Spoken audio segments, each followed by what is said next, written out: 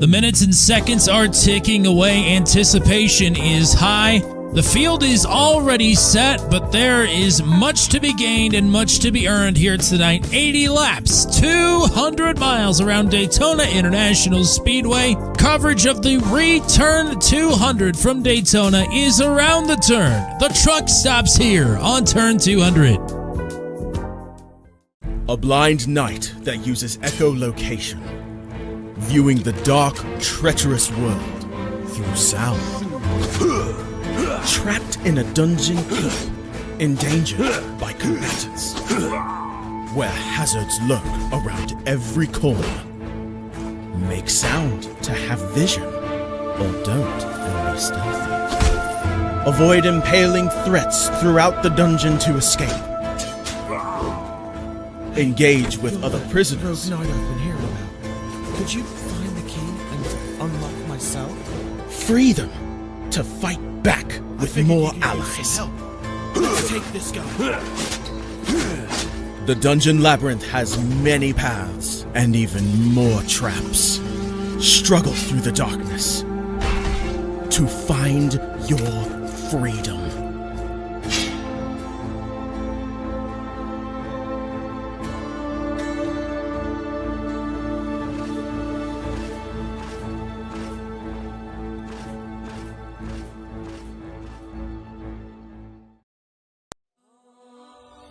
When Alex became a god, he thought he would have no problems at all. Until... He landed in the divine dimension and was tasked with protecting the entire multiverse. Am I connected to every single Alex Ambrose that ever existed? Alex could travel across dimensions, defying the laws of time and space, to help other Alexes throughout the multiverse. But then everything changed. No! Aw! I have to go back and save them. But if Alex went back to the mortal world, he would relinquish all of his power and his memories. I don't have a choice. I must go back. When Alex returned back to Earth, he goes back to being your average business tycoon millionaire, unaware that the people he cared most about are in danger. Someone help me! Yvonne, what happened? I was attacked by a monster. Alex? What's going on? Get away from him! He is my boyfriend! Who attacked Yvonne in the forest? What will Debbie do next? Who will Alex choose between the two women? Will Alex ever remember who he was before traveling into a different multiverse? To hear what happens next and whether Alex can stop the deranged monster before he strikes again, listen to the original audio drama, Insta Millionaire Returns, only on Pocket FM. Download the app now and find out.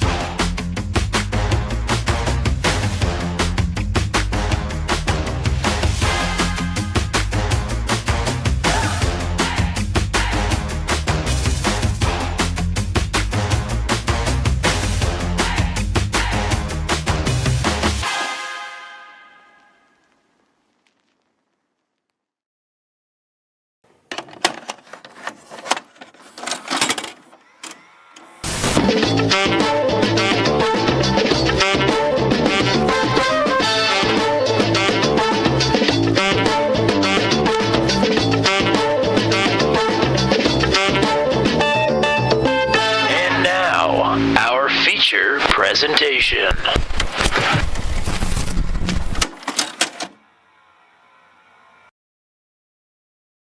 Well, over a year of anticipation and a couple of months of primping and preeming have led us to this moment, the much anticipated ReTURN 200. We're here at the high banks of Daytona International Speedway, the world's center of racing, plays host to Truck 200 once more, and the truck starts here, but it will stop here eventually.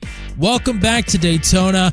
What a night it was just a week ago, but we're past that now. We're here now, ready to go racing It's Tommy Cook. It's Matt Williamson. A lot of new things happening here tonight on the channel. You may have already noticed, and don't worry, the surprises keep on coming. But Matt Williamson, at its core, this is still truck racing on Turn 200, and you can't beat it.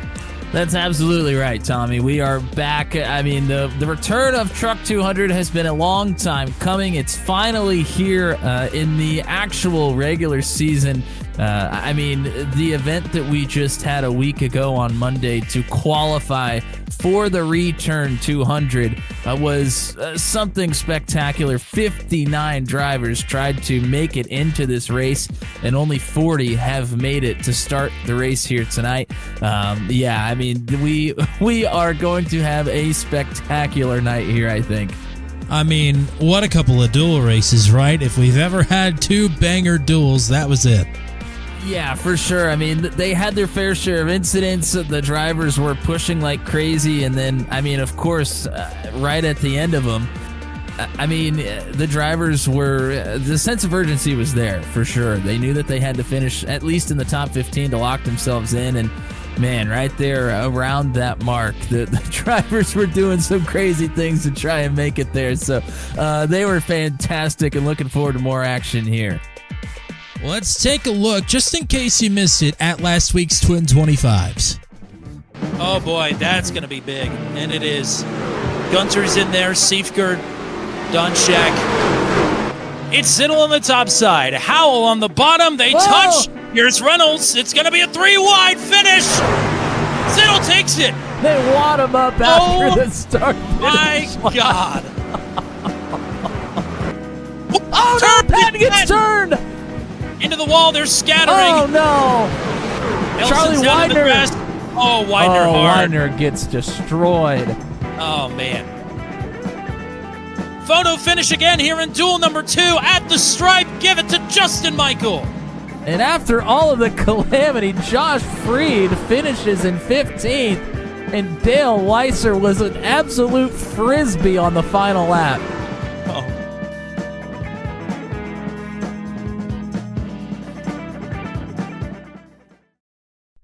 So that's how that shook out. 2 photo finishes, 2 drivers, I would say, and you'd probably agree, I was not all that surprised to see contending and winning at the front of those fields.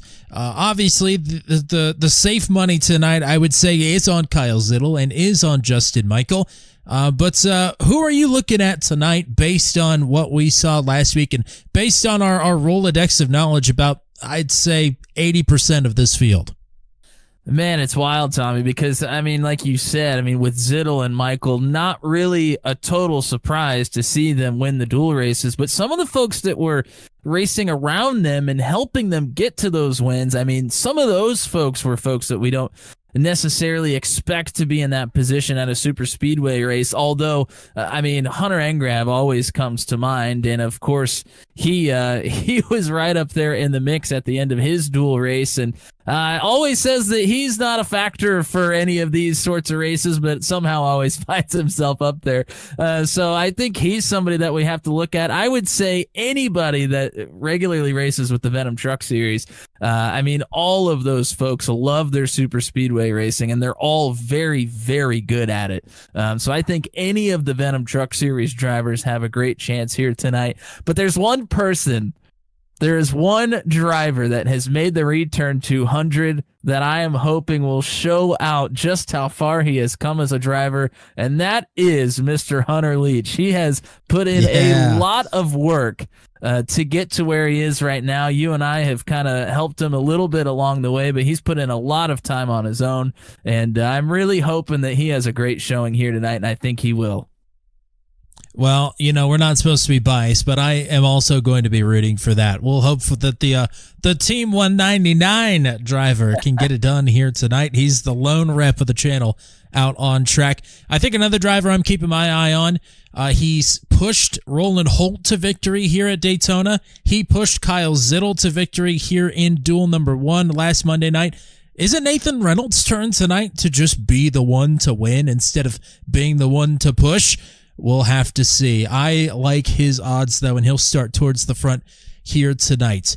I think it's about that time, partner. What do you say? The clock is nearing 0. I think it's about time to meet our starting lineup for the evening. I think you're right, Tommy. Here is the starting lineup for the ReTURN 200. Starting shotgun on the field and alternate from Thurman, North Carolina. Part of the Max V Championship 4, it's the 95 of Charging Charlie Leidner. The reigning series champion will line up to his inside from Stowe, Ohio. A 5-time winner in Truck 200, including a win at Talladega. It's Caleb Bensie on the inside of the back row. On the outside of row number 19 from Ontario, Canada, runner-up in the 2024 Max V Truck Series Championship, it's Rob Haynes in the 33. One of 22 drivers making their first career Truck 200 start today. Out of Collinsville, Illinois, it's the 81 truck of Martin Plute. Starting in 36th in Indiana, making his first Truck 200 start in truck number 999, it's Kyle Allen. A 3-time winner in Truck 200, it's Merrimack, New Hampshire's Scott Patton in the 46 truck, starting from 35th. In the 34th starting position from Granger, Indiana, driving for Team Watson Racing, it's Peter Donchak.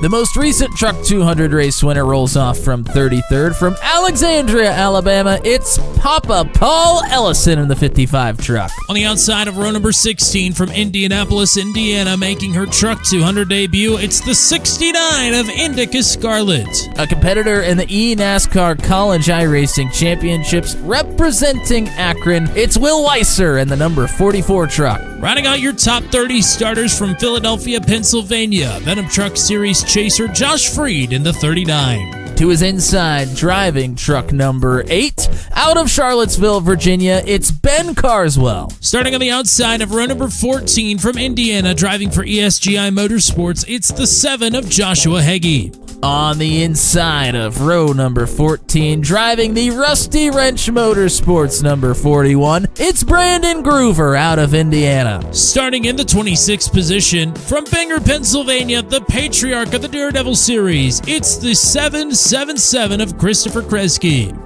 To his inside, the lone representative of Work in Progress Racing from Omaha, Nebraska, Corey Rutherford in the 5 rolls off 25th. Another Truck 200 first-timer starting 24th in the 24 truck from Pueblo, Colorado, it's Jake Johnson.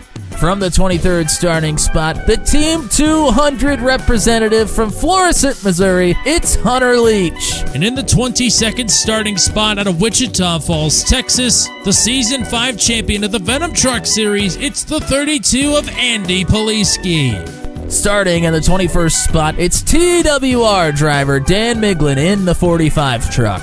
Rounding out the top 20 from Hancock, Maine, driving for Team Watson Racing, the 404 of Matt Johnston. Starting in 19th, out of Frederick, Maryland, Venom Truck Series chaser Matt Schlosser in the number 400. Representing Highline Racing from Pevely, Missouri, it's the 155 of Mike Milfelt, starting in 18th. Rolling off from the 17th position in his first career Truck 200 start, from Homeland Park, South Carolina, it is the 6 of Cole Maxwell. Starting in P16, a champion with the Speed Cup Series from Harpersville, New York, the number 13 truck of Christopher Darling. On his inside, a winner with Truck 200 last season, from Rancho Cucamonga, California, representing Team Watson Racing, it is the 72 of TJ Crampton. On the outside of row number 7, hailing from Myrtle Beach, South Carolina, representing Maximum Velocity Racing, it's James Lehman in truck number 50. Rolling off 13th, the winner of the first ever Truck 200 race from Wartburg, Tennessee, the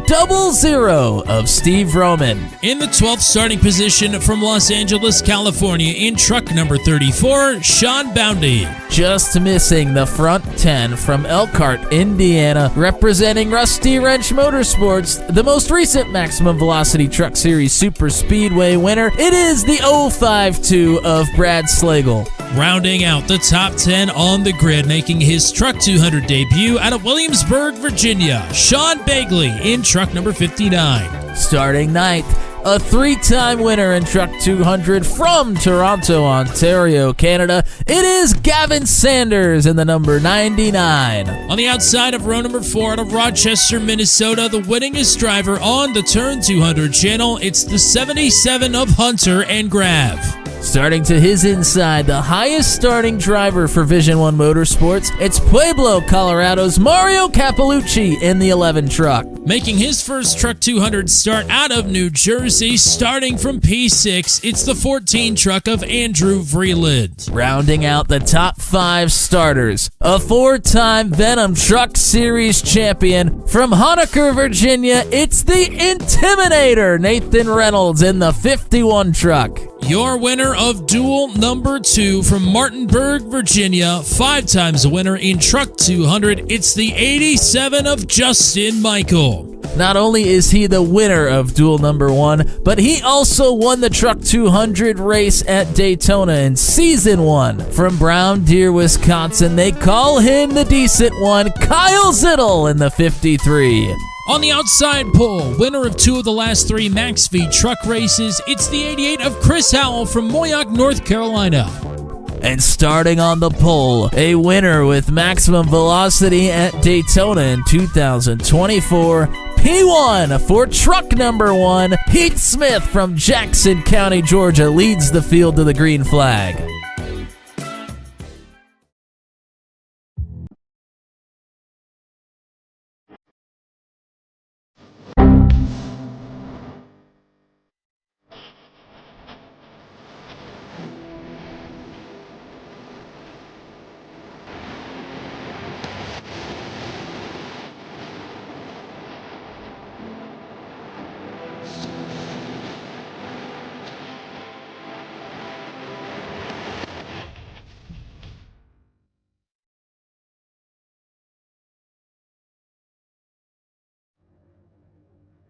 A couple of lineup switches to note here before we roll off of pit road, getting ready for 80 laps. Just want to point out that Luke Peterson and Rene Garcia are now at the back of this field. Paul Ellison has had some internet issues today. They will not be fixed in time for the race, so Paul Ellison is not in the lineup. And P12 starter Sean Boundy is not in the lineup either tonight. He is unwell. He is in the hospital. We are wishing him the best. We hope to see him back here very, very soon. He was a driver we were looking forward to seeing cut it up here tonight at Daytona. But other than that, we got 40 trucks there rolling off. Matt Williamson, it is a beautiful day in Daytona. We've got so many new tricks and toys to play with here, but the same core group of fantastic drivers. What are the weather conditions here in sunny SoFlo? Yeah, things are looking great for us here, Tommy. 82 degrees is the track temperature right now. The drivers are getting ready to get after it here. We have 80 laps around Daytona for the ReTURN 200, and we do have bonus points on the line at the halfway point. That is at the completion of lap 40. But to note, there is no caution for the bonus points. It's not like a stage where we throw a caution. The points will be paid out, but they will keep on racing. And some facts for you here. We've averaged 4 cautions per race here in our 2 previous races at Daytona. Average of 20 lead changes among 11 drivers and 1 overtime finish. Our biggest crash to date had 21 drivers. That was in lap 24 of Season 2. But with 40 drivers on the grid, Tommy, we may be able to top that one here tonight. It can go upside down very quickly, quite literally. Ask a couple of drivers from the duels. Well, should we show the folks the ace up the sleeve here? The real exciting news of the day. Why don't we show them? Are you talking about our lovely new graphics we have, Tommy? I think that's exactly what I'm talking about. Courtesy of Grid Vision, thanks to Darby for hooking us up. Man, we've been wanting to do this for a while, and it's here. Very excited. And you know what? We've been wanting to do this for a while as well. Truck 200 sat on the shelf. It's been over 380 days, but now, as Heath Smith and Chris Howell are on the front row approaching the Geico restart zone, Truck 200 is back.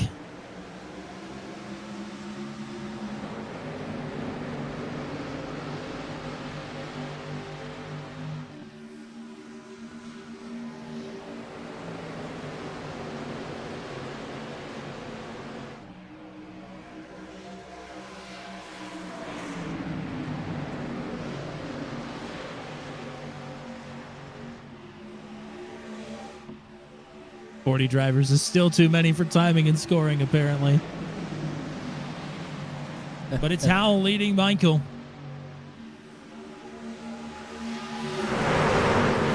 Internet problems on the pace lap for Hunter Leach. We hope to see his return here shortly. He's just reconnected to the session.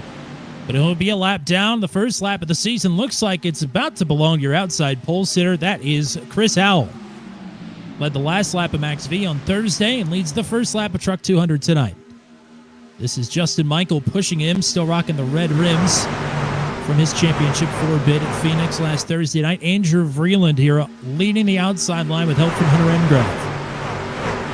And those red rims look good. I think Justin Michael might stick with those for a little while. They seem to have brought him some good luck winning the championship for the Maximum Velocity CNC Home Designs Truck Series this last season.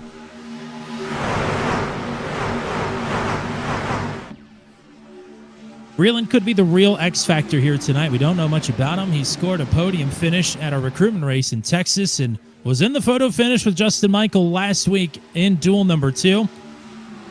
He'll lead lap number 2, not by much, though. A couple of drivers looking 3 wide further back. Matt Johnston, a little bit of contact there with Sanders and with Roman. Yeah, not all that far back. That's only about 10th or 12th place there. And apologies to Greg Wall. Justin Michael did not win the championship. But thank you for not correcting me, Tommy. Here's I Hunter figured it out Leach. myself. Yeah. Here's Hunter Leach looking to rejoin down the backstretch. I think he'll still lose the draft, so he'll be a couple laps down.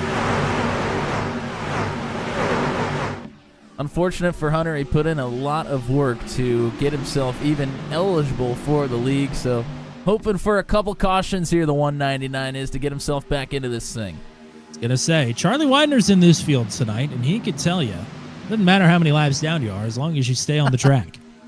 That is a good point, and he did it at 1.5 miles. Doesn't even have to be a super speedway.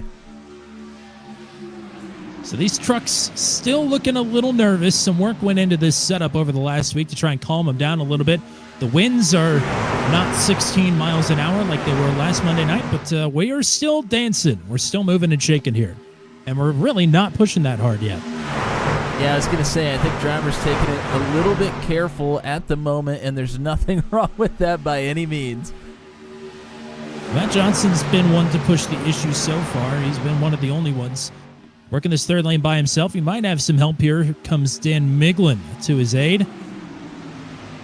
Yeah, those two, maybe they can get together. They're going to have to work really hard and work very efficiently to make it happen. And Miglin ends up pulling in. Just wanted to get that toe off of Johnston to then get in line.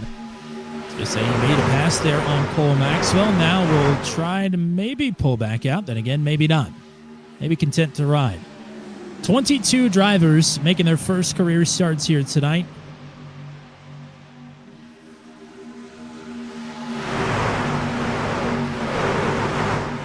So I think that number is still correct. We've lost one and gained one from Boundy to Rene Garcia. So 22 is the number. Over half the field. Over half the field belongs to the Max V contingent as well. Or rather, a quarter of the field belongs to Max V, 25%.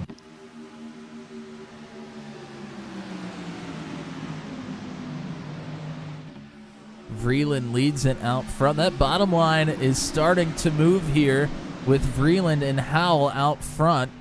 Justin Michael is very okay just riding there in third. That is not a bad spot to be, especially on the bottom. If things start going sideways in front of you, generally they wash up the racetrack, and the 87 should be able to slide on through should that happen.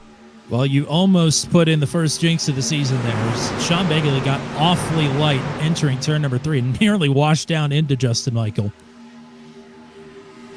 Dipping our toes back here, or in here, as the sun is going to continue to set. Should be under the lights by the time it's all said and done, even if we go caution-free, which doesn't seem likely, but stranger things have happened. We did go caution-free here with Max V to open up the season in 2024. Of course, the only notable thing from that race was a crash on the final lap, so I think maybe this race is a bit doomed based on that statistic. Well, we're very early on in this one, not even 10% of the way through the race at this point. So drivers, I think there's a lot of drivers in the field that are looking to let pit strategy play a role in getting themselves up front and maybe not trying to push the issue too early here. It's Hunter and Grab now clear as Begley doors Vreeland just a little bit. And now Vreeland will be pushing Engrav up front. You mentioned pit strategy. Fuel window, we're expecting about 30 laps, but we know we have some fuel gamesmen here. We've seen it play out in the past as Begley, not content to ride, but nobody's going with him. He might get shuffled out of here. Yeah, this early, you're just probably not going to get any takers. Everybody is behind you is going to be very happy with just getting one more spot up as you move backwards. Begley is going to be able to slide in should he want it, and maybe he's trying to go to the back because he did not take it. So this is now Gavin Sanders, who's won on a super speedway before in Truck 200, pushing Andrew Vreeland and nearly pushed him down into Engrav. For the folks at home, thank you for tuning in. Some of you might notice there's a few names at the end of our ticker. Those were alternates should we have others drop out of the race unexpectedly. So still only 40 drivers have started this one. I appreciate them coming and hanging out. Joshua Rutherford just missed it. Those are based on qualifying speeds from last week. Muscarella, DeMade, no doubt. Dakota, very disappointed to miss this tonight, but we'll be back in Atlanta next week as Engrav is loose into the grass. Can he corral it? I think he's going to. Now he's got to find his way back on track, and you don't have much time to get that sorted out. Oh, boy. Wow. Drivers being very gracious, moving up into the middle. And Reynolds does get clear. I thought Reynolds might get caught in the middle there for a moment, but he is able to get past the 77. So a big moment there for the entire field as Engrav goes down onto the apron and into the grass in front of everybody. Well, Engrav, our winningest driver on the channel, he is one of the true wheelmen. If that was anybody else, I don't know if they're making that save. I think we got a lot of trucks headed to the infirmary. But great job by Hunter there. We keep on trucking. Vreeland onto the apron. The tri-oval here at Daytona is very, very tricky, particularly when you're the one pushing behind. Your field of view is basically zilch behind the truck in front of you. Oh, and Steve Roman is getting ganged up on here. Some drivers looking to the outside. Johnson had a run. He took it. Miglin pulled right out of line, and now Vroman is backing up. He'll let those two take charge of this top line, and look who's back. It's Sean Begley. Say his name, and he appears. Yeah, he tried to go to that third line to make something happen with them. However, they pulled down in front after they got clear of Steve Froman. Oh, my goodness. Johnston just about got turned. Jake Johnson's cracked the top 10. First time we've seen the 24 up here tonight. In his first Truck 200 appearance. One of his first appearances on the channel as well. Tommy, many things have changed here on the broadcast, but there's one thing that stays the same, and that is this glorious camera shot we have at Daytona. Let's go ahead and take our first look at it here tonight. Everybody. Miglin! Oh, my goodness! Whoa. He just Boy. had a great view of it from the front of the field looking backwards. Miglin and Vroman just about got together, and they would have collected a lot of trucks. Well, those two can't seem to get away from each other, not just here at Daytona, but elsewhere as well. And Johnston is going to move down to the inside line. Does not want that back bumper of Miglin, or the front bumper of Miglin, to be pushing the rear. Well, now it'll be Vroman laying into Miglin here as this top line has disintegrated. Just as I say that, Johnston will pull back out.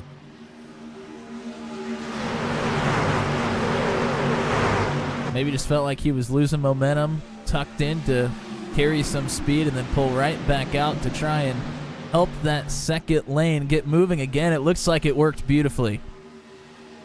Hunter Leach not too far in front of the leaders. He wasn't able to latch on last time, so this will be him going a third lap down here within the next couple of laps.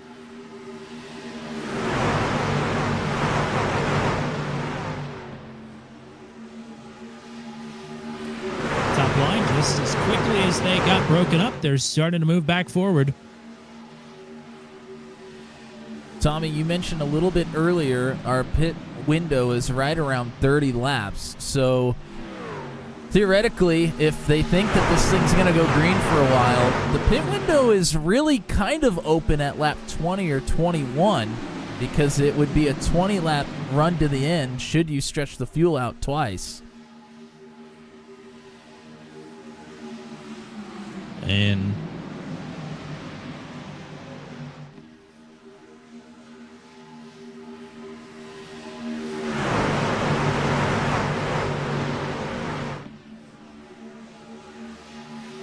I know you and I have seen in our time here on Turn 200 quite a few teams and drivers. They like to pit early to try and get to work together and put some time on the rest of the field in a line of 4 or 5. So that is definitely on the table here tonight as well. I don't want to tip the strategy cap for any of the drivers that might be listening here, but particularly the 3rd, 4th, and 5th drivers on the bottom. Whoa! Ooh, that was almost a disaster. I mean, that has been a few close calls at this point.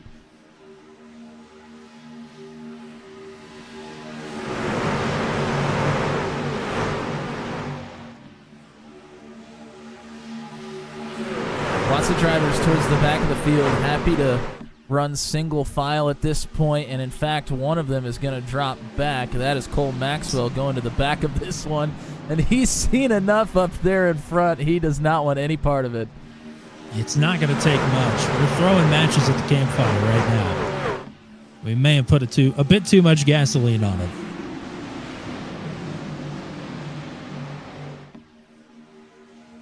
Big shots from Sanders up to Vreeland and from Miglin up to Johnston.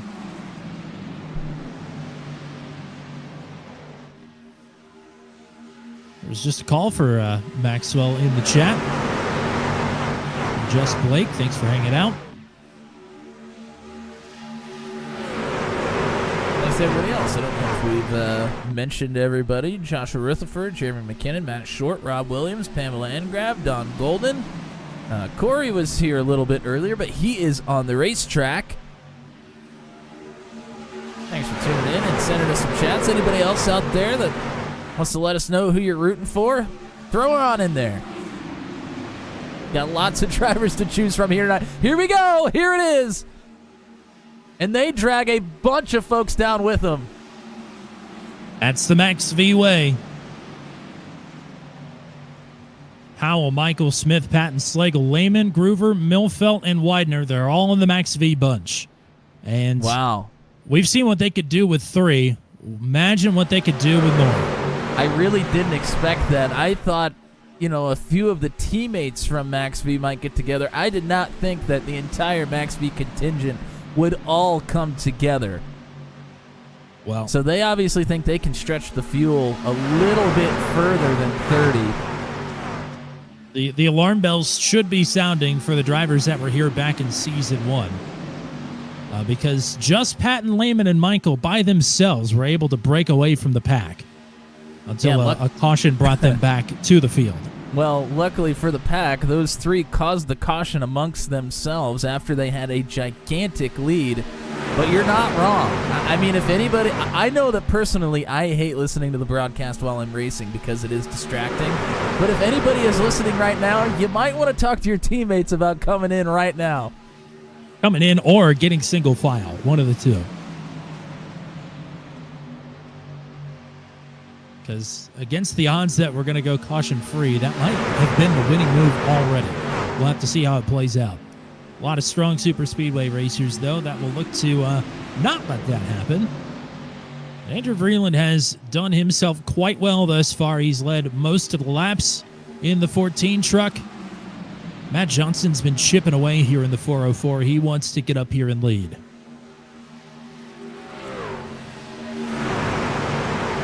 Yeah, the Johnston and Miglin duo has had some hiccups, no doubt, but still they have big, strong swings, and then they have a little mishap, they fall back a little bit, and then they get right back to it.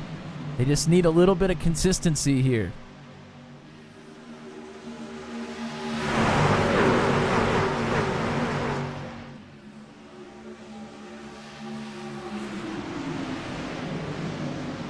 So about 10 laps, give or take a couple laps, is when everybody will have to pit that has not been down already. Looks like the 33 of Rob Haynes did not latch on to the group that came down pit road. He has fallen back into this pack here.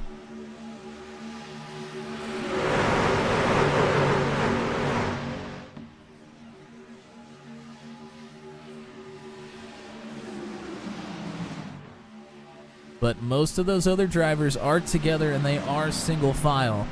So they should be running good lap times here.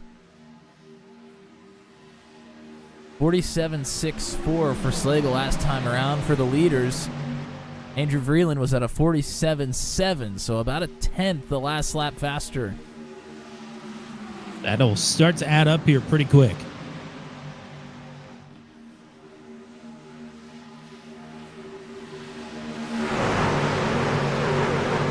And either nobody listens to the broadcast while they're racing either, just like me, or they don't want to go away from the strategy they planned before the race. Both are reasonable. There are a lot of drivers here that weren't even here last season, let alone 2 seasons ago, to have done their homework, to be ready to go on that strategy.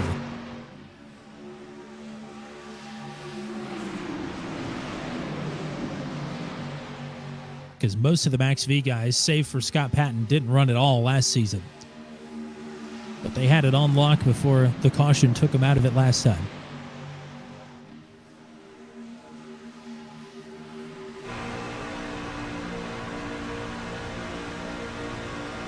We're going to go inside with one of the drivers right now.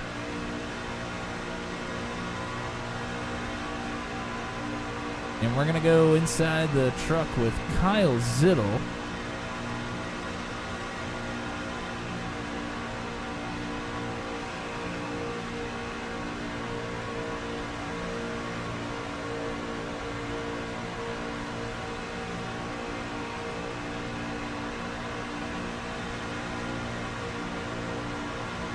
You see, he's staying pretty far off of Steve Roman here at this point. Not looking to push too hard. They are coming to their fuel window as well, so maybe just wanting to relax for a minute here before they have to make that treacherous trip down pit road and get in there as quickly as possible.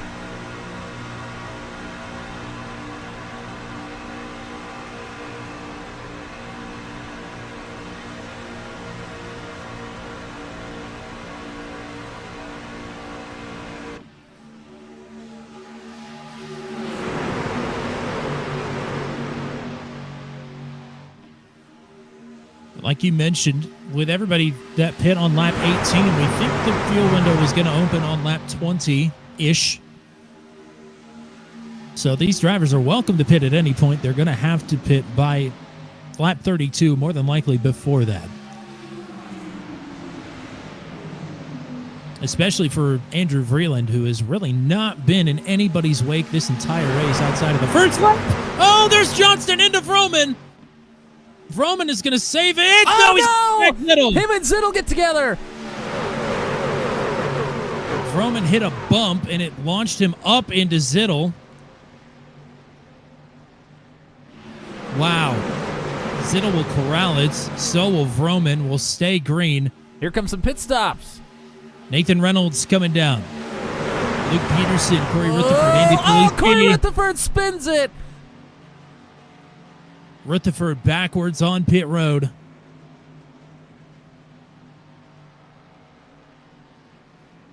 The only thing Rutherford has going for him is those two that spun previously. Vroman and Zittel, he may be able to pick up with them as they just came down pit road as he was getting rolling.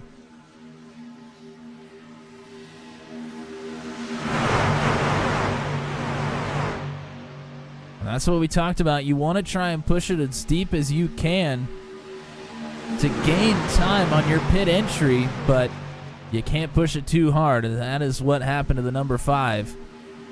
I believe Nathan Reynolds is going to leave the group that he came in with and drop back to pick up Kyle Zittel. Either that or he had... Well, I'm not showing that he had a penalty, so I think he's dropped back to pick up Zittel and Roman. That's a team player right there. He knows his team. He wants to play with them. So even though they're going to lose some track position, he feels like they work well together enough to make up the time. That started with contact from Matt Johnston. The question is, did Johnston get help from Dan Miglin, who was... he's laid in a couple of shots that have gotten the 404 a little bit off kilter. Regardless, the 404 comes down the track into Vroman. Vroman hits a little rut trying to bring it back onto the track, and it sends him right up into Kyle Zittel.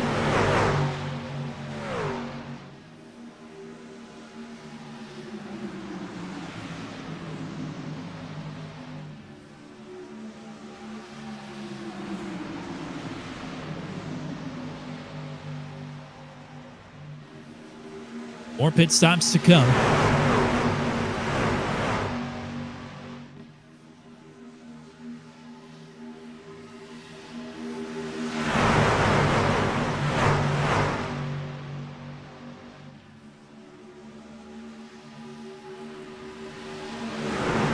Division 1 started to creep up into the mix here. Capalucci and Jake Johnston. Johnston now leading the outside line.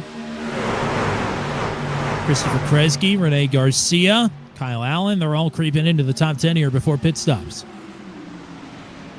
New toys don't always come without bugs, ladies and gentlemen. We do have videos here for you. They're not quite programmed the way that we wanted them to be, and that is only the fault of our own. We were supposed to take that one up for ourselves. So we do have some car inside drivers here tonight. You see Kyle Zittel, Nathan Reynolds working together, uberly focused to try and make up the ground that they have lost. And you got Justin Michael and Brad Slagle down there. They are also working together, have already been down pit road with that first group. Yeah, Zittel, one of the favorites tonight, won his duel last week. No doubt he is in full focus mode right now, but needs some things to fall his way. Still a long way to go, not even to the halfway mark. Pit stops will be coming up here in the next couple laps for everybody that has not been down yet. Christopher Kresge rolling up to the top side here. Yeah, really backing this line up.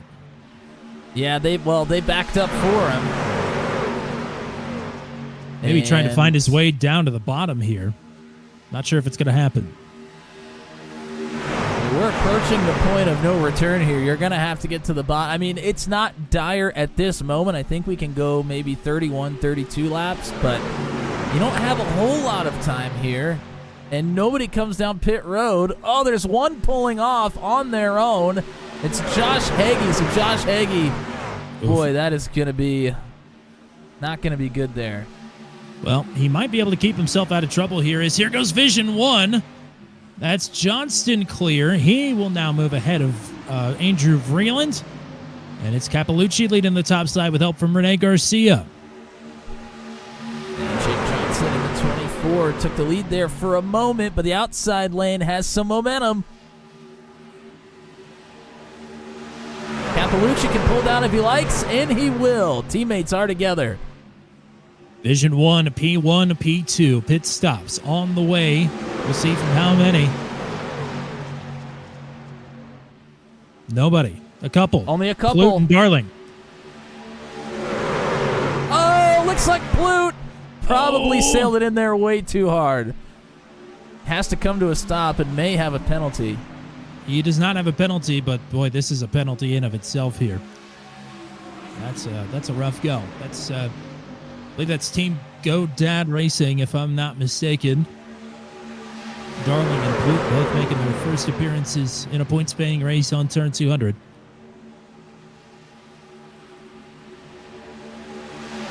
Cappellucci's pinning, I would imagine a lot of folks are.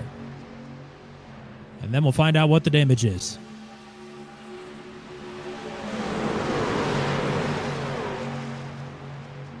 Really not. That's surprising. It's only Cappellucci and Johnson. Looks like teammates get in together well. And this will be the onslaught here. Vreeland, Sanders, they are both pitting. Hunter Leach is also going to pit. He's in the Max V group here, tagging their tail.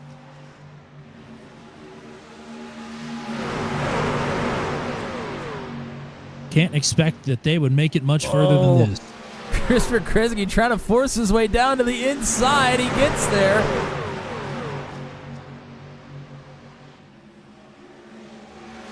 Matt Johnson's pitting this time. Here we go. Let's see what we're in for. About half. Engrav really trying to make it work. Oh, Miglin hits the inside wall. Bensy, a little trouble as well, but he's got an early pit box there, and maybe was just trying to avoid some of those drivers that were slow.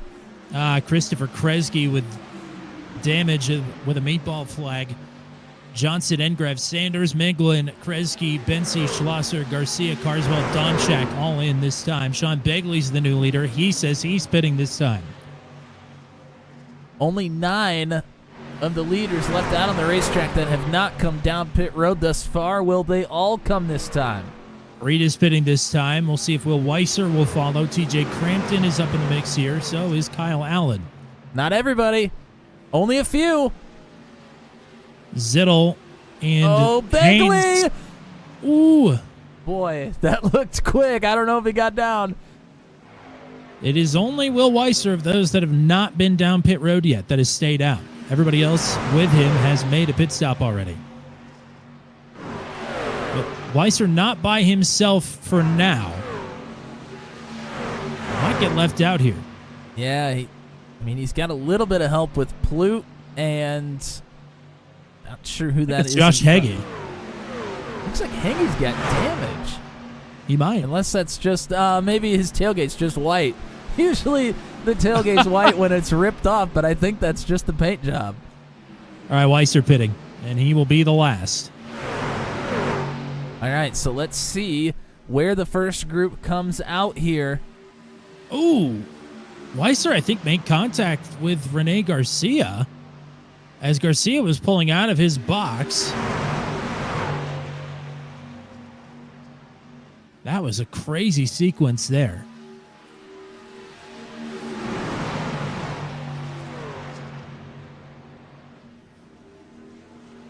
Well, this shouldn't shock anybody, but Max V is out ahead. Indica Scarlet had a problem. She has picked up a meatball flag. So a couple of meatballs here on this pit cycle, a couple of other spins. And some contact onto pit road. And it is Max V in control. Here's the second group on the racetrack going by TJ Crampton. Crampton is not going a lap down, is on the lead lap, was just out there on his own. But these folks are going too wide, and they need to catch the group in front of them. That is not going to help their case. Already almost 14 seconds behind the Max V contingency. And probably just going to start dropping like a rock even farther at this point. They have just realized that over the radio. Christopher Darling is trying to whip everybody into shape and saying, hey, we need to get single file here. What the Max V guys are doing, it's very smart. They are rotating. James Lehman was just the leader. He's now dropped up to the top side as soon as Charlie Widener had the run.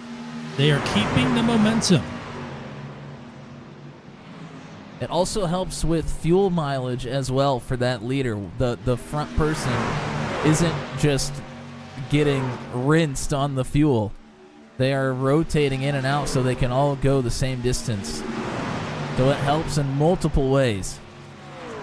I gotta be honest, you and I had a conversation about this exact scenario yesterday. Are you even the least bit surprised? I'm the only thing I am surprised about is that nobody else followed suit. I'm not surprised that these. Well, I did say I was surprised earlier in that I didn't think it was going to be the entire group of Max V drivers all get together for this, but I mean, it makes sense when they have a good, strong majority of the field. I shouldn't say majority, but they have the most drivers of any one series or one group, I should say. And they've gotten together. I am surprised that some other folks didn't figure this one out, though. So we'll see if they can get themselves in shape and make something happen.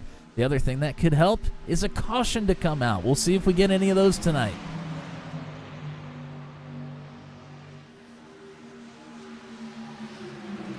Almost halfway through this race already, Tommy. It has gone by pretty quickly here. The one caveat in this front group here is Luke Peterson. He is the lucky dog right now. He's kind of throwing a wrench in the rotation a little bit, but you know what? He's racing for the lucky dog. And yeah, this is when you don't have caution laps, it tends to go by pretty quick. You know, these guys are doing almost 190 miles an hour all the way around this joint. Top speeds up to 197, I think, is the highest I see at the moment. But once they really start pushing, I mean, I don't even know if they're really pushing yet. Once they really start pushing, they might get up to 200. Well, this second group from 10th on back needs to start pushing. They are still losing time, albeit a lot less than they were. And now, in fact, for the first time, they've started to gain. Yeah, and grab a tenth and a half up on James Lehman last time. You know, a lot of times we see the smaller line of trucks actually do a little bit better than a long line of trucks. I was worried for this group that might be the case again here tonight, but that lap around, they actually did better. They have had a couple of things happen on the racetrack, trying to get through a little bit of traffic. Happen here. I'm not sure this one's going to be quite as good, but they're not losing a bunch of time like we were worried they might.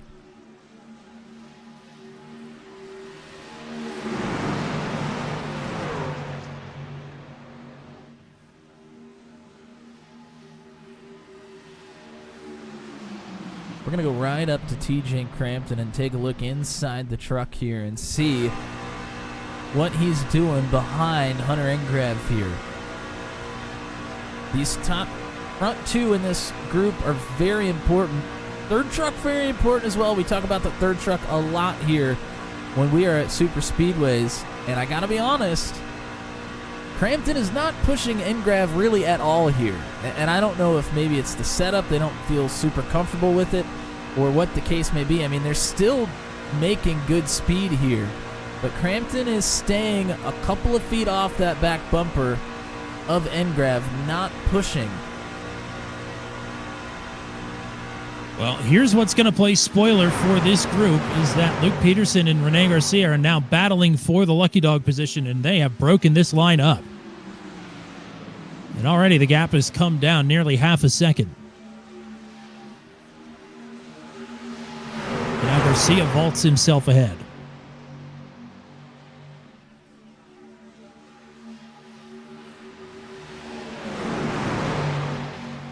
Let's be clear, half a second is a drop in the bucket at this point. They still have a lot of work to do. I don't know, a half a second we got plenty of laps for a half a second to get it done. They're still too wide. I think they're going to lose way more than half a second this time around. Well, they if might. This continues. And they've all gone to the top side now to try and get around Garcia in the 74. Widener has not quite followed suit, but now is going to pull up. But they have another driver that is not of the Max V group back here as well. So things are going to get interesting here. That driver being Luke Peterson, by the way.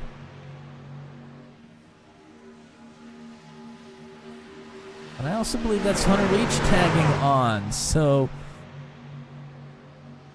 some drivers have they have different wants and needs at this point in the race than some of the others.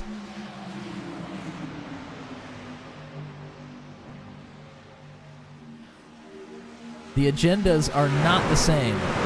Certainly not.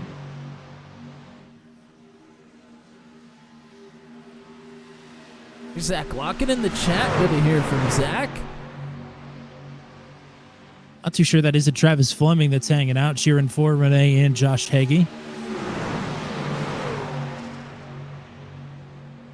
So even though this front group was broken apart for quite a while there, this other group led by Hunter Engrav only gained about a second and a quarter. That is not nearly enough. No, certainly not.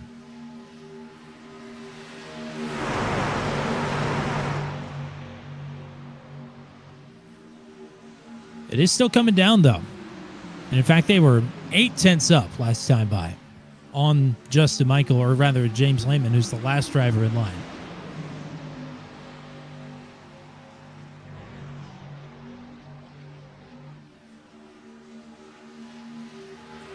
You know, physically, you're looking for 2 seconds. Psychologically, you just want to see that gap continue to come down. I mean, it's a funny thing. Once you get the momentum rolling, as long as you don't break it, I mean, you can make it up in big bunches. And then a few laps later, the wheels might fall off, and you may lose it all back if you don't get your act together. I mean, it is crazy how tiny little mistakes or little momentum changes can affect the run that you're producing around a racetrack like Daytona. Well, that is exactly what's happened here. The battle between Peterson and Garcia has subsided. It's single file back up front, and the Max V boys are continuing to run away with it up front. Second group, still all single file at this point, but they need to run closer together. They can't be okay just riding a few feet apart from each other. That is not going to work here. Those top 4 or 5 really need to be tucked up together. The rest of them doesn't matter nearly as much, but those first 4, they need to all be together big time here, and they just are not. So pit stops on lap 18 for the Max V drivers. Their pit window's about coming up here. They can run it probably another 3 or 4 laps, I would imagine. Yeah, they can maybe make it 5 laps, I would imagine. They're probably looking to get within 30, and they'll probably come in after that. I'm guessing they're going to try and get to 51, 52, maybe try and get to 53 if they can. And they'll be in. They want to have some extra laps in the fuel tank should overtime rear its ugly head. As in the past. So 2 retirees from this race. It's Dan Miglin and Indica Scarlett. The other 38 are still out here on the track. We've got 33 drivers on the lead lap.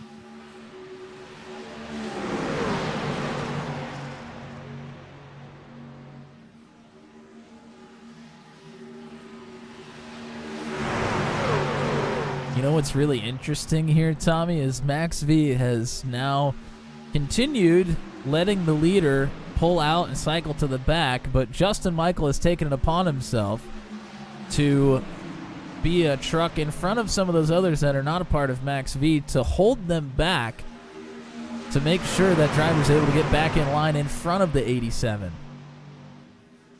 Yes, he's been vocal on the radio to this point about not appreciating the fact that Peterson and Garcia are battling for position, but it's a battle for position, and an important one at that, even though it is for 33rd. It's for 34th. It's the lucky dog.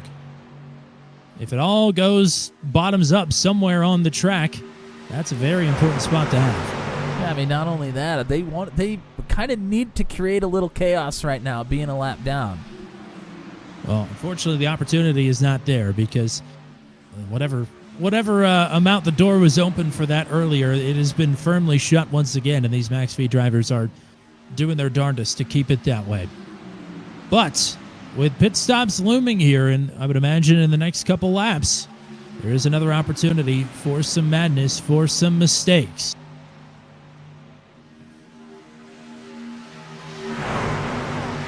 This gap second has group, continued to yo-yo a little bit. Yeah, go ahead. yeah, second group finally starting to get their act together a little bit better. The top three all tucked in together nicely. Engrav, Sanders, and Bensi. Capellucci gets up there for a moment, then he kind of wanders back a little bit. I mean, I know it's a little scary, especially with the truck that we have here tonight, but time is winding down. You do not have time to waste here. You have to go, and you have to go now. Another half a second last time. It has not been below 12, and it is about to be.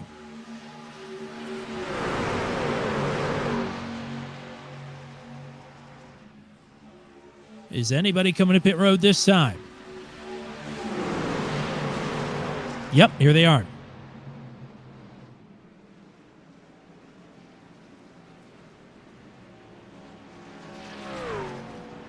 Pretty clean. Oh, Peterson spins it right at the line for pit entrance, so Peterson is going to lose this group.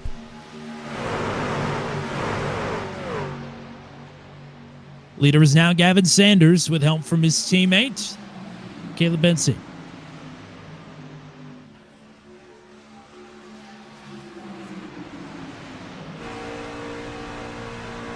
See how far these drivers decide to push their run out here. I mean, they don't really need to go much further. They can come in now if they want to.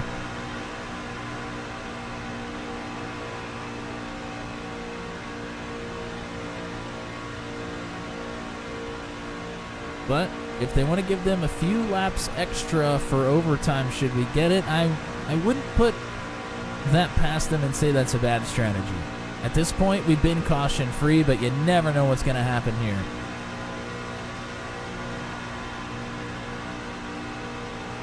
At some point, if the progress stalls from the second group up to the first group, there's still points in that second group. They're going to have to battle for position, and that could lead to a caution.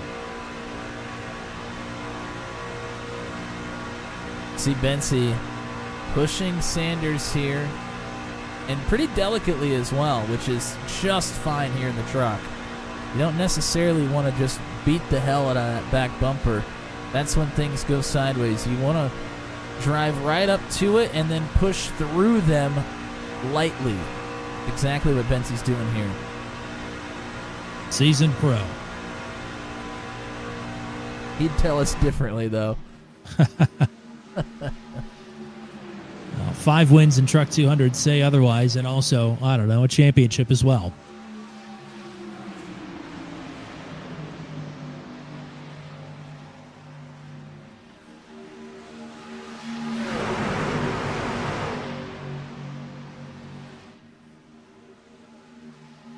Been a little while since we've had Caleb on the channel. Looking forward to having him out on the racetrack defending his title, seeing his fans in the chat as well. It's been a minute. Yeah, I'm not sure who all is going to be full-time this season, but of course, anytime that we're able to get Sanders or Bensi on the track, we are definitely spoiled.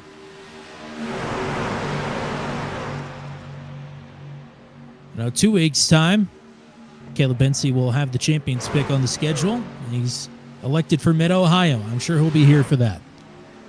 I am so shocked by that pick. Who'd have thought?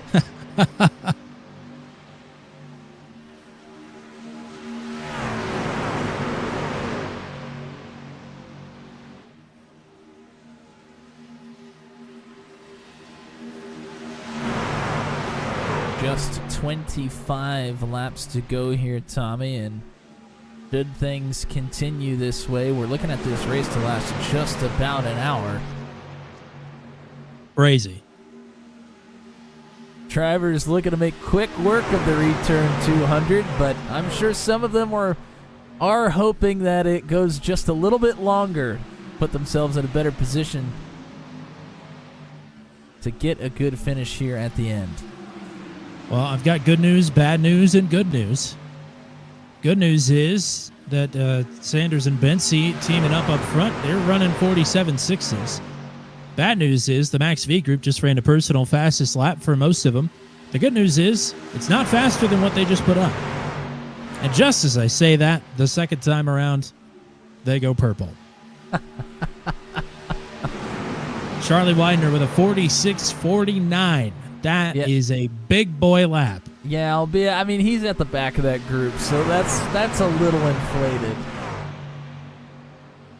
47.2 from Gavin Sanders. Also, Pete Smith, Justin Michael, Mike Milfelt, James Lehman, Brad Slagle, Scott Patton, and Renee Garcia all went green last time around as well. So majority of the drivers up at the front of this pack came down on either lap 33 or 34. So they should be able to make it to roughly lap 68. That is approaching somewhat rapidly here. And the thing I said about these guys in the second group, if they can't catch up to the first group having to battle for position, that's going to have to happen for the front group as well. Yes, it is. When do they do that? And if they do it before 2 to go, look out. And you and I both know that the Max V drivers do not cut each other any slack once it's go time. No, we said it last week, and we'll say it again this week. They wanted to make sure they got in the show. They're trying to put themselves in a good position as an organization and as a team, or as a couple of teams, to get a win. But, man, once that pay window opens up, these guys are going for it. So I'm not saying they're going to wreck each other, but once it's go time and they start not cutting each other any slack, things get a little bit sideways sometimes. Times are starting to even back out here. Sanders and Michael both running 47.5s last time around.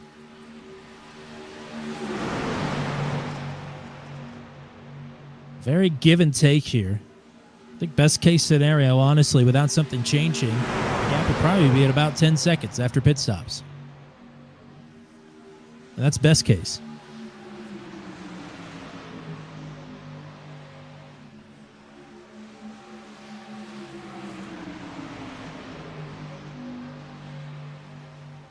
And there is Justin Michael. He's moving backwards. See him on your screen running a camera. There's Brad Slagle as well.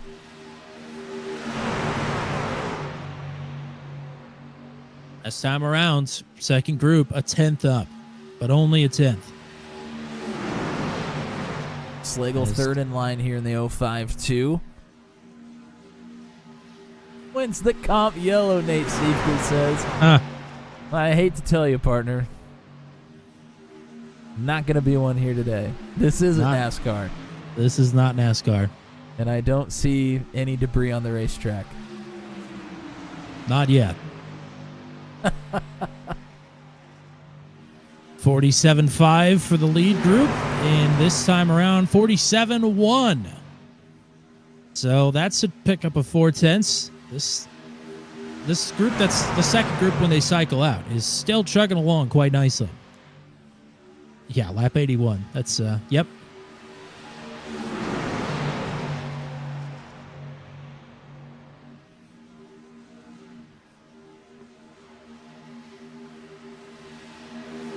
Drivers we have not talked about in quite a while, that one of them was Nathan Reynolds, who went back to pick up teammates.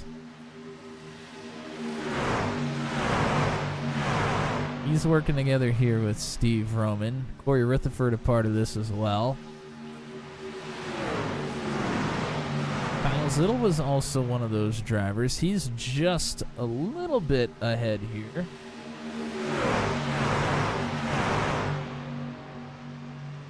Show those guys some love for running cameras here for us.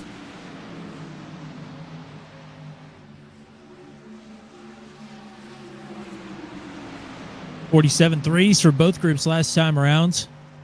47.2s this time for Max V. Pit stops in the imminent future here for this group.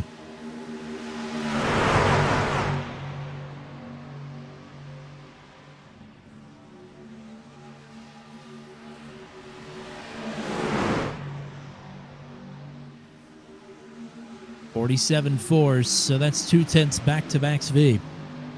Just nickel and diamond times here. The other thing that's going to happen here in the next 5 laps or so, maybe an extra, is this group is going to have to come down pit road, and then they're all going to have to get back together once again. That is not easy. No, it is not.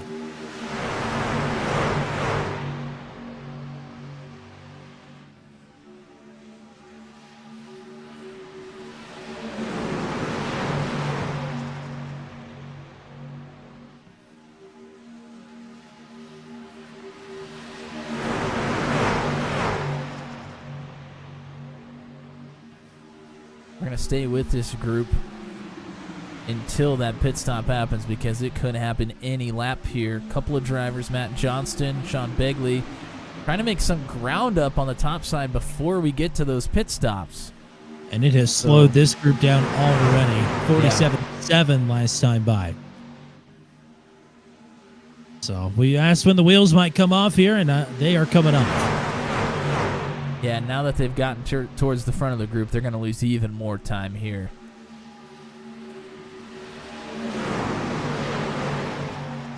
And here come pit stops. That is Vision 1 plus Matt Schlosser. Oh, Maxwell! And Cole is around. Maxwell. Oof.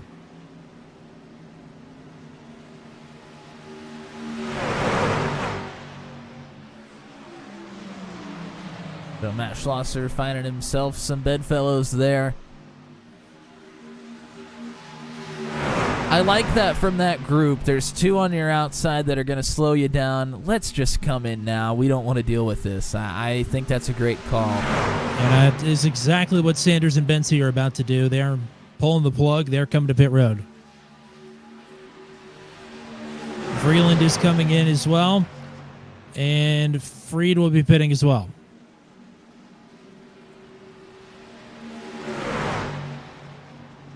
Group of 6 here. They all seem to make it in. Boy, Freed got tagged by Engrav, it looked like, on Freed's turn left to his pit box. But it looks like he still got into the box okay. Engrav, Crampton, Plute, Darling also down pit road. It's Begley, Weiser, Johnston, and Heggie that have stayed out. Heggie a lap down. Here comes Sanders, Bensi, Crampton, and there go the leaders. Or the presumable leaders once all pit stops are finished, I should say. Crash! Matt Johnston and Josh Heggie have gotten together. And there is no caution. They're only going to call it a single truck incident as Johnston got turned into the outside wall. That was a bullet dodge there for Max V. That would have changed this entire race.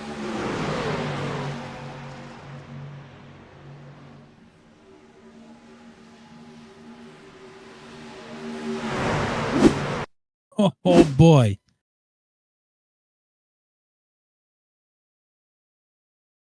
Oh, more problems though. Poliski, Zittel,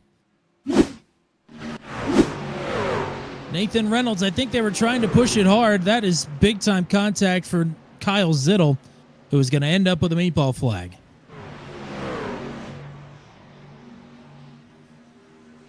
So it's all falling apart here on lap 66.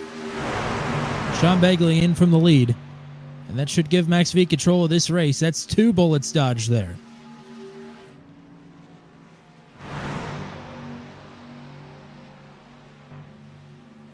Tell you what, though. Sanders and Bensi, Crampton, Capalucci, Schlosser, Johnson, and I think Freed is tagged along here as well.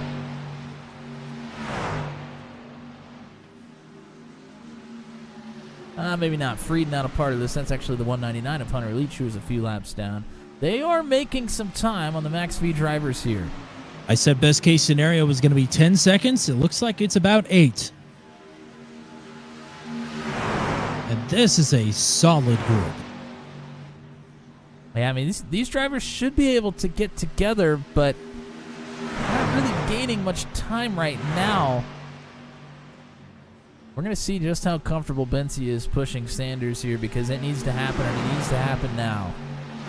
The other part of that is maybe they think it's just too late, and there's no reason to wreck each other. Well, they're only a 10th off last time around. But still, 8.5 seconds.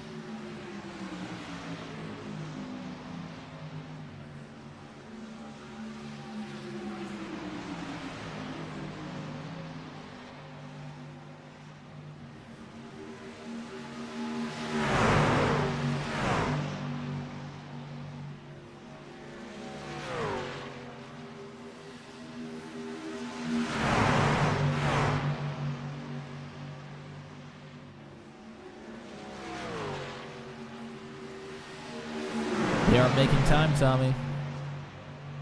Yes, they are. And they made up quite a bit this last time around. Should Max V start battling with 2 or 3 laps to go, they may have a chance. 8 seconds.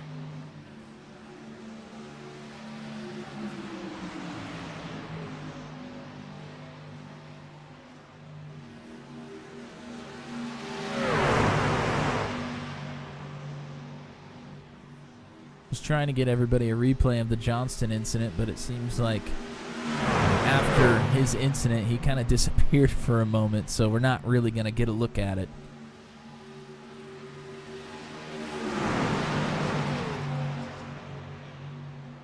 Almost did look like it was going to be maybe half a second. It's going to end up only being a quarter. They're still shuffling up front.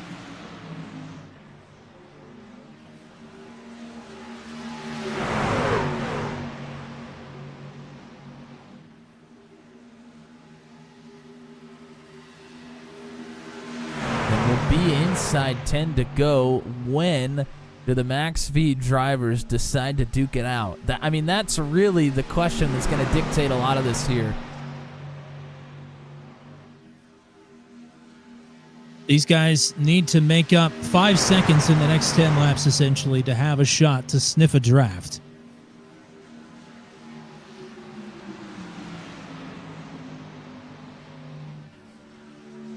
And they...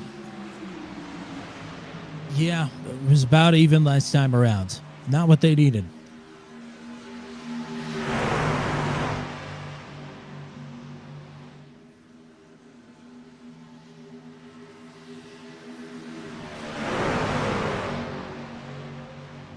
Yeah, I definitely can't afford that at this point.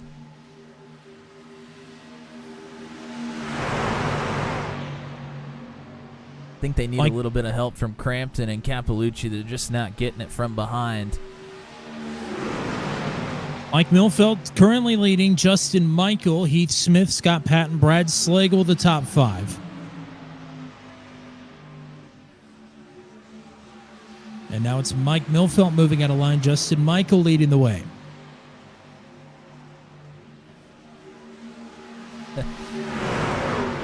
Here in a couple laps, that strategy is going to go by the wayside. Somebody is not going to want to pull out. It might be Justin Michael. The better news for them, they could start battling earlier because this second group's progress has stalled out.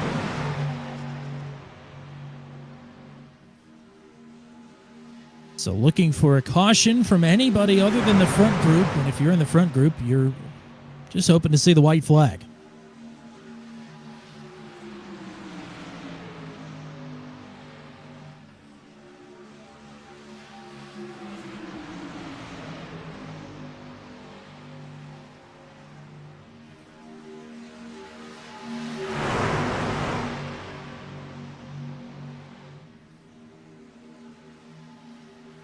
Michael has not pulled out thus far.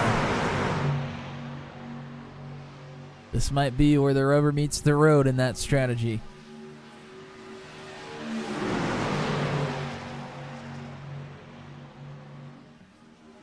We're across the 1 hour mark in the closing laps.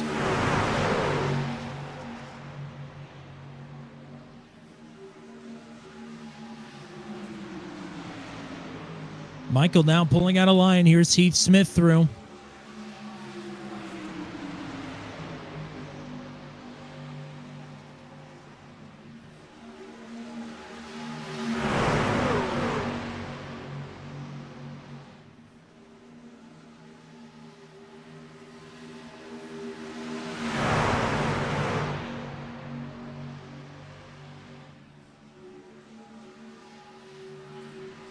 Gap for the second group still just about 8 seconds.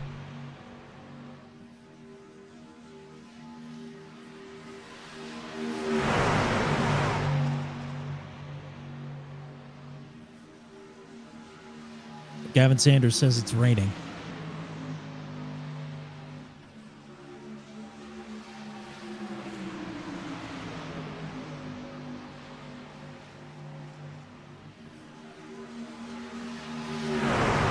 Four and a half to go.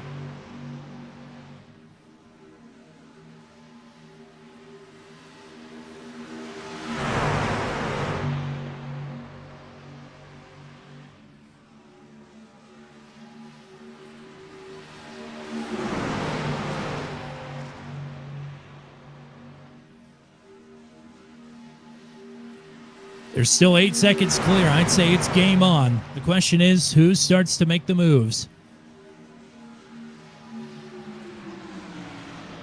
You know, for the team, you don't want to make it until the last lap. But, you know, we're not all thinking about the team, right? We've put 77 laps for the team so far. I mean, it only takes one. It only takes one to say, you know what, screw this, I'm going for it. And everybody else is then going to follow suit.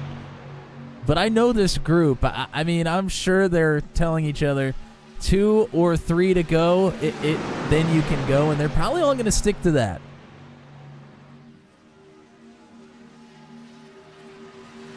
We're there. 3 to go.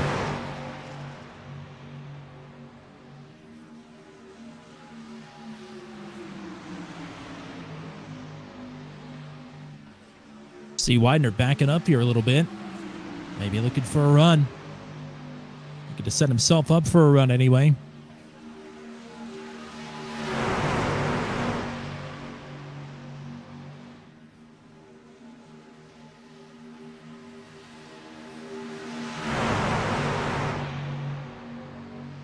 Greg Mall's right.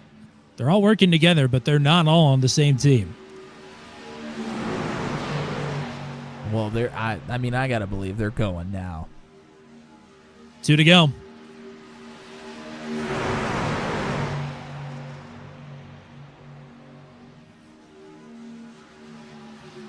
If somebody does not, there it is. Milfeld's going to go for it. Justin Michael pulls up, but isn't really close enough. Here's Charlie Widener's not going to pull up. Pat with a pump fake there. This is Highline racing, going to the Highline.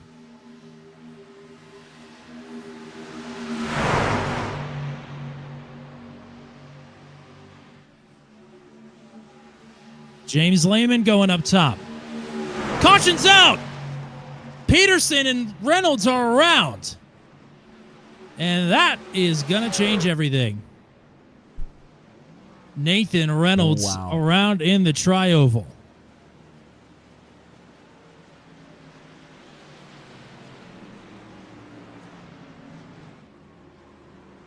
Oh, boy. They were so close. Less than a quarter of the speedway to go, and it would have been official. Well, we're not going caution-free. What happened here?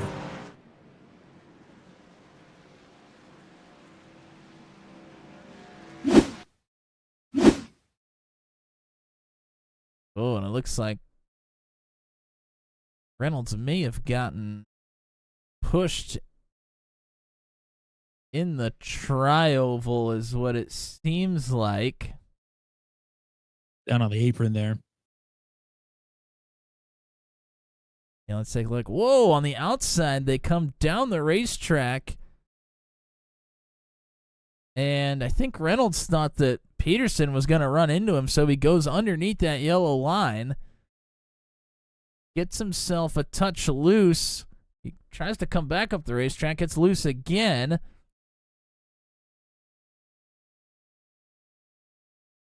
Boy, he's really sideways here, and then Peterson makes contact with the right rear of that truck and spins him around. That was not out on the racetrack. We've had a couple of incidents not happen on the racing surface that didn't bring out a caution, so interesting that iRacing decided that one was the one.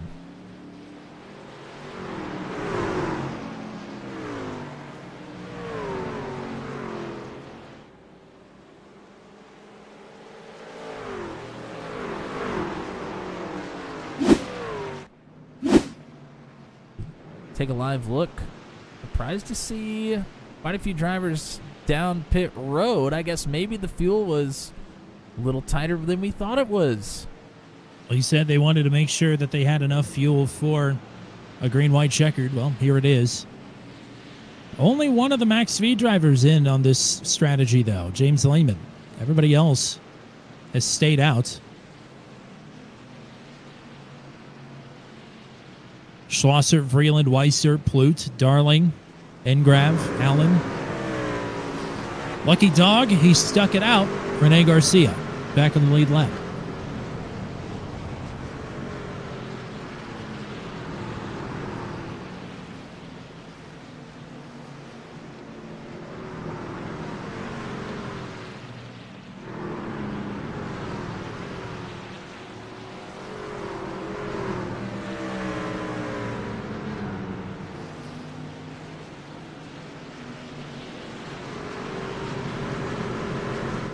Good old Chargin' Charlie. You know what?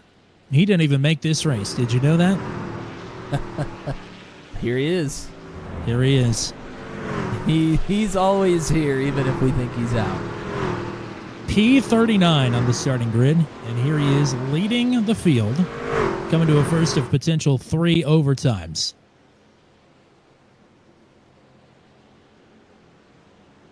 And you know what? That is bad news for Max V that caution came out. But you know what? They've still got a pretty big buffer to the rest of the drivers. And we've not really been seeing a lot of 3-lane action tonight. Yeah, the other thing about that is the third lane, with only 2 laps of racing that will happen in overtime here, very difficult to get anything moving on a third lane. You just don't have enough momentum going to make it work. So you are right about that, Tommy, with only really 2 lanes that we think will work out on the racetrack. Either Max V is going to get pushed into more accidents, or they're going to end up winning this thing. But you're right, there is still a big buffer from Max V back to the rest of the field. Very conveniently for whoever is going to try this third lane. I think it comes in on the second lap, entering turn number 3. What a great time to make that move, too. How convenient. You just got to be patient. You can't show it too early because it might bite you. You have to be able to be patient enough to make the move when you need to. Happens all too often on an overtime restart at a super speedway that people get antsy and they make some rash decisions. I've been there. I lost myself a race at iRacing Super Speedway out of it one time. I've never done that. You gotta, yeah. Well, some teammates help you to win. Hey, I've offered. Somehow you just always end up in the front. But you have to be patient to know when to make the move and when not to. That is going to be key here on this restart. Here we go. Widener and Smith on the front row. Milfelt, Patton, row 2. Slagle, Howell, row 3. Michael Groover on row 4. 2 laps to go. Overtime 1 of 3. Big bumps. Milfelt pushing his teammate, Widener. Clear. But is that too far out?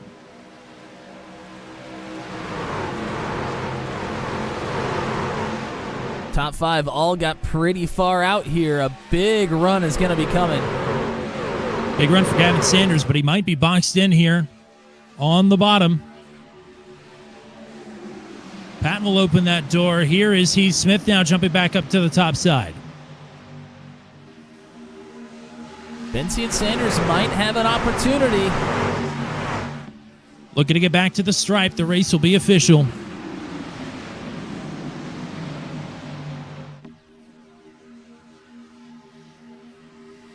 This is the final lap of the return 200. Widener leading. Milfelt in second. Slagle. Sanders. Patton. Smith. Who can take it?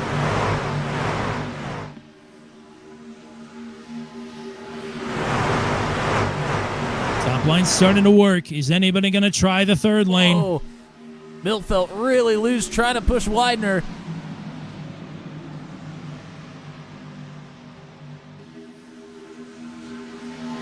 Can Milfelt get clear? Can he try and make a move up? Or is it Charlie Widener's race? To the tri-oval. Milfelt. Smith is up top. He's got the run. Slagle with a huge bump, and that's going to do it for Charlie Widener. The alternate takes the win, and they wreck big behind.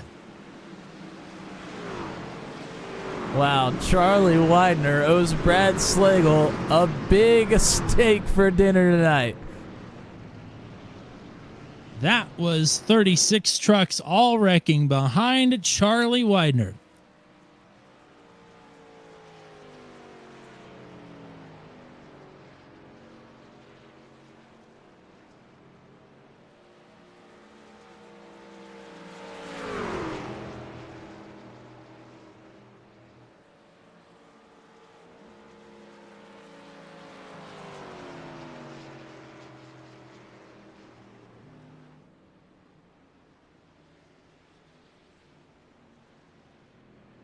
Well, he didn't get the championship last Thursday night.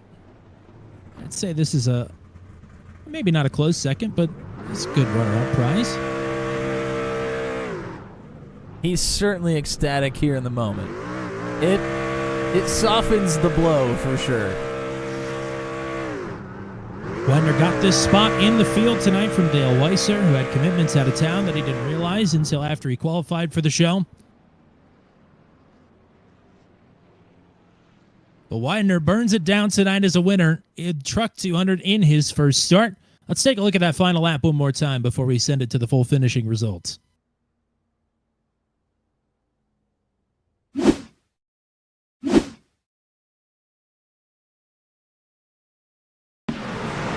Here it is. Milfelt and Widener working on the bottom, and you called it, Tommy. You were calling for Milfelt to push Widener far enough out front to try and make the move, but Milfelt waited until the last moment to try and make it happen. Through turns 1 and 2, the 155 staying strong with the 95 here.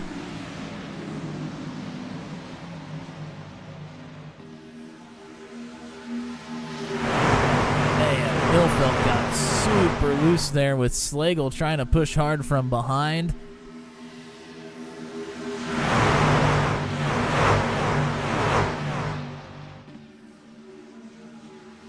And Milfelt is going to get out in front of Heath Smith. He's going to try and move up.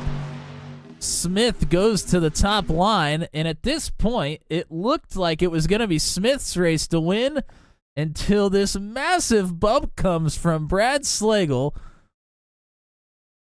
to push Charlie Widener in the 95 out front just a little bit further.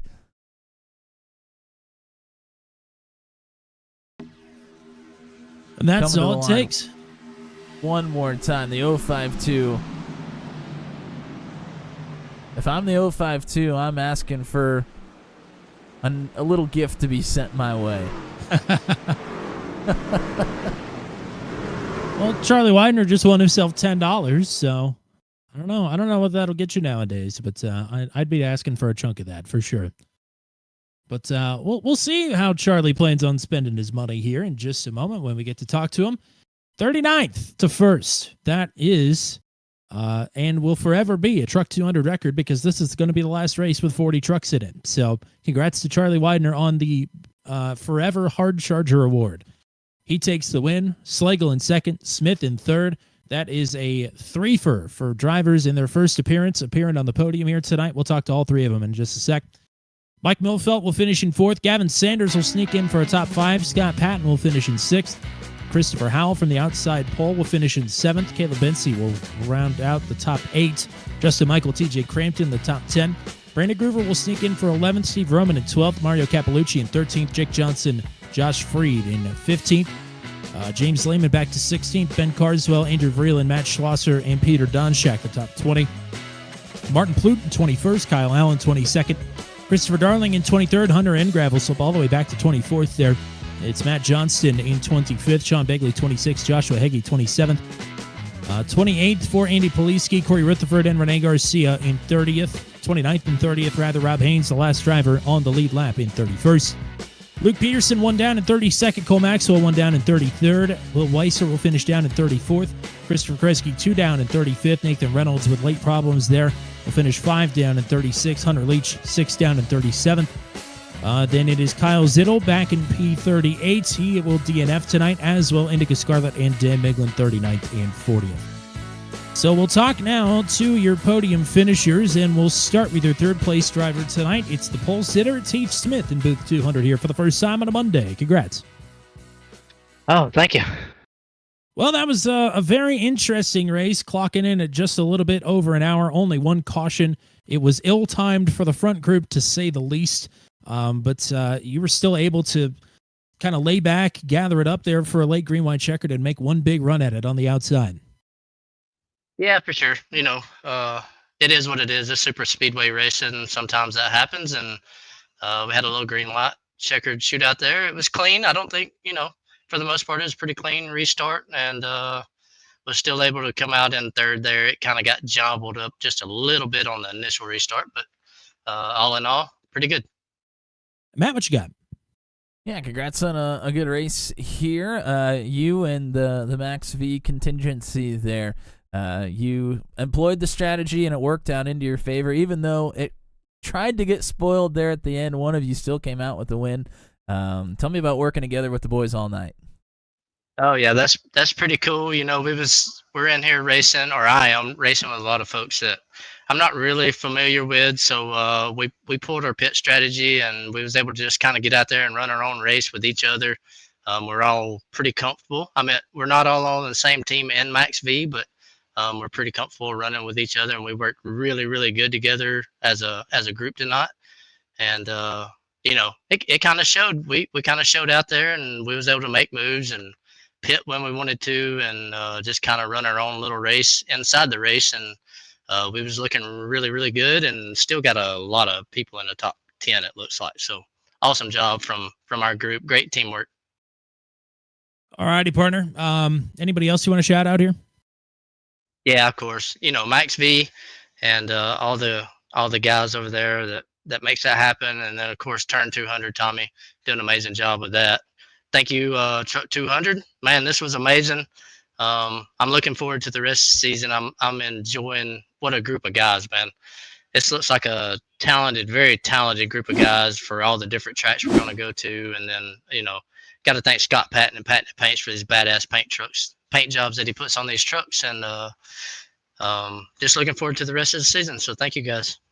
Absolutely. Looking forward to many more interviews down the road here. Enjoy the P3. We'll hopefully talk to you again in Atlanta. I hope so. Thank you, guys. And now we'll talk to the driver. Last time Max V was at the Super Speedway, Brad Slagle got the dub at Talladega. Tonight will fall one short of that, but second place in a full field here tonight. Nothing to sneeze at. And Matt hit the nail on the head. I think Charlie Widener owes you a little bit of the purse money here tonight, because you got it done for him. Oh, he doesn't owe me anything. That's just Max V coming out doing what we do. Well, talk me through your race. You broke away there. You get to work in with all these guys that on Thursday nights you get your elbows out and race against.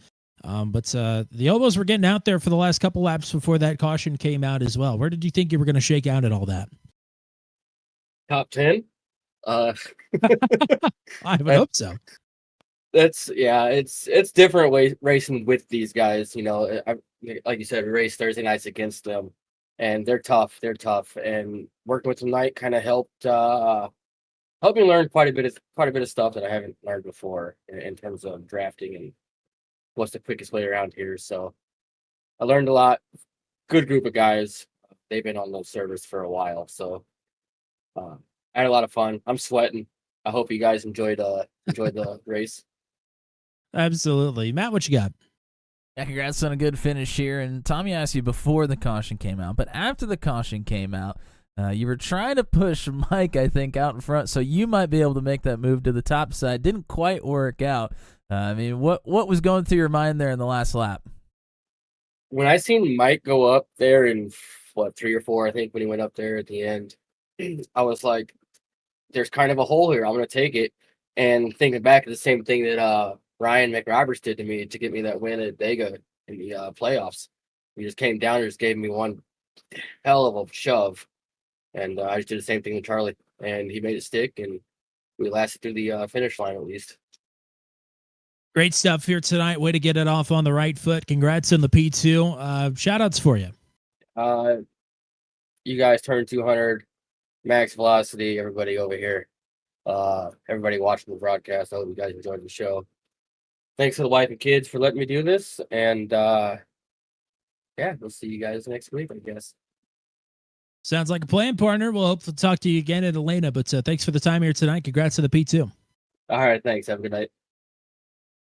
And now we'll talk to the man of the hour. Did you know that Charlie Widener was in the field here tonight? Well, Charlie did. That's all that matters. He goes from 39th to 1st. It's a record that will never be touched in a Truck 200 because we're never going to have 40 trucks again. Charlie Widener, welcome back to the booth, and congrats on another win. Yeah, how about that, guys? First alternate to first place. You made a couple of people with some betting odds really happy here tonight, no doubt about it. But I guess my first question is, do you know how to win a race boring? I don't think you do. I try. I would like for it to be kind of boring every once in a while instead of sweating it out to the very end there. But yeah, I mean, I'm not going to complain. A win's a win. Matt, what do you got here for a race winner? Yeah, congrats. It seems like you only win the big races, so you at least got those figured out. Man, what a ride for you here tonight. I mean, coming to the last restart, you obviously have a great opportunity, but anything can happen here at Daytona. But you made it happen. I mean, how did you feel going into the restart, and what was going through your head as it was unfolding? Yeah, I mean, I knew I had all of my guys around me. Max Velocity, we worked well together all night. So my focus was just, since I was starting on the bottom there, was just to keep it to the floor and hold the yellow line. And I had Mike Millfelt behind me and gave me that good push that first lap, and it just kind of worked out. They got the run on the outside of me there, coming out of 4 on the last lap, but Brad Slagle gave me one heck of a shot, and I was able to hold on to it and get up there. But yeah, I wasn't expecting on that restart to come out with the win, just because I thought something was going to happen, but just keep it to the floor and on the yellow line. Well, you're off on the right foot here. What's the plan for the season? Are you going full time? Are we going for the chip here? I plan on racing every race, especially now. I got to go for this. I got to see how far into this playoff or this championship run I can get to. So yeah, I'm looking forward to it. It should be fun. Great group of guys in here. Well, thank you for the time here tonight. Congrats on the win. I'm glad that you got to make the field here tonight, but then you go and top the whole damn thing. So how about that? Shout outs before we let you go. Yeah, starting off with you guys. Amazing broadcast as always. Everyone that is involved with getting this Truck 200 series going. All my Max Velocity guys. I mean, we had them covered all night, and great group of guys to be racing with. Again, Mike Millfelt for that big push on the restart, and Brad for giving me the final big push to get me across the line, and Scott Patton with Patented Paints for these. He's got a lot of really good paint schemes in the field, so it looks great, and I look forward to the next one. Alrighty, partner. We'll hope to talk to you again in Atlanta. Great job here tonight. Go celebrate the win. We'll talk to you again soon. Thank you. Well, I got to be honest. Did not expect the night to go this way. The one thing that we did expect did happen. Max V with the pit strategy kind of ran the table here tonight. It got broken up a little bit there at the end. A couple of their drivers slipped outside of the top 10 by the end of it, but they were definitely the story of the night here at Daytona. Yeah, they were. I mean, I expected the strategy to be employed. I wasn't sure how everybody would react. Wasn't sure how cautions would unfold either. Turns out we went almost caution-free up until the last little quarter of a lap when it could possibly come out. Sure enough, it did. And lo and behold, though, Charlie Widener comes out the winner of this one. The biggest race we'll ever have in Truck 200, and Charlie Widener in the 95 is the winner here tonight. And boy, he is they come in bunches, they say, and he's had a few come his way here as of late.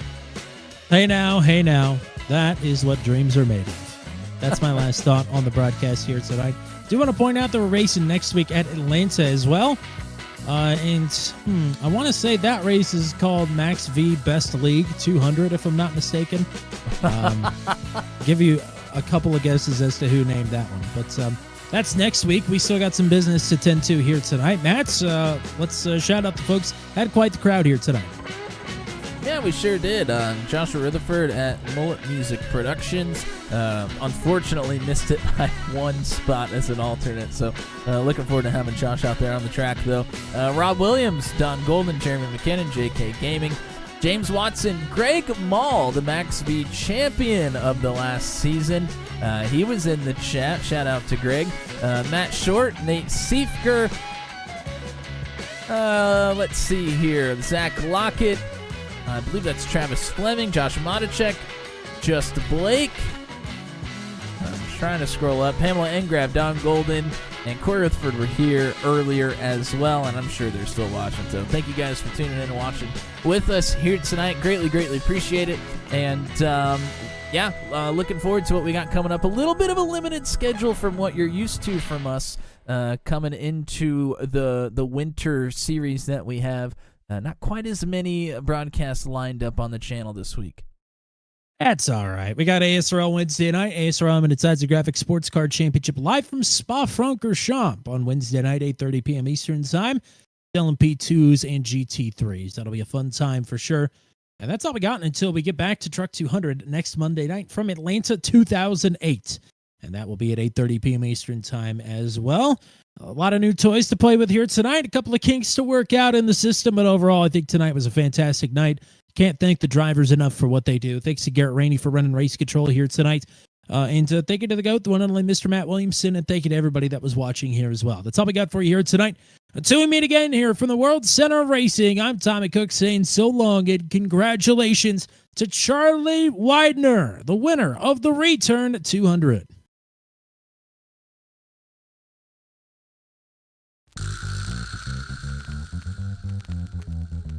This has been a live broadcast on Turn 200. Be sure to hit subscribe and hit the bell to get notified of when we go live next.